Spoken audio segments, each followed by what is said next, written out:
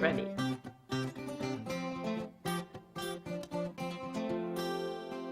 The late 19th century was a golden age for nationalism in Europe.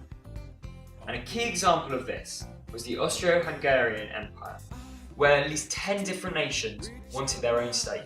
Here lived a Jewish journalist named Theodor Herzl, who initially thought Jews could assimilate into European nations.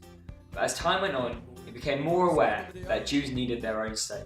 This was discussed at the first Zionist Congress 120 years ago in 1897. This is where Jewish nationalism came to be known as Zionism. Here it's noteworthy that most Zionists were secular Jews, and so Israel was seen by many as a state for the Jews as opposed to a Jewish state.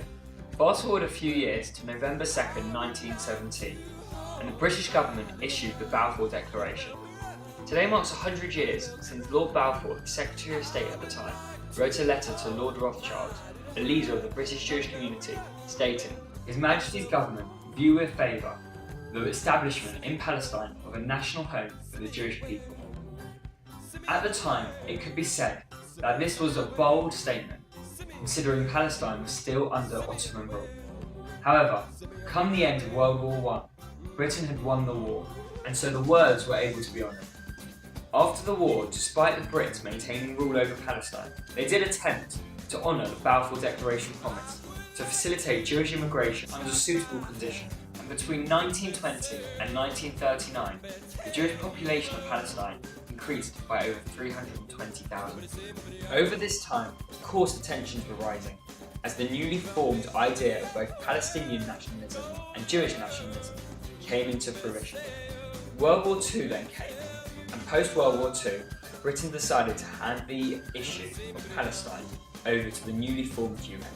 In 1947, the UN established the Partition Plan, dividing Israel into two nations.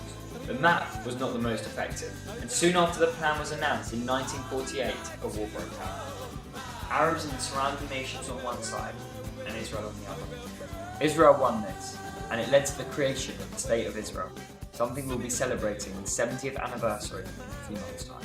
So as you can see, this academic year marks three significant events, influential in the creation of the independence of the State of Israel.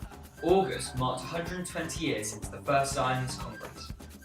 Today, November 2nd, marks 100 years since the Balfour Declaration.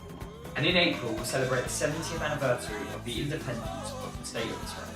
At FZY, we are going to be holding, educating, and celebrating these landmark events. And we can't wait to see you all there.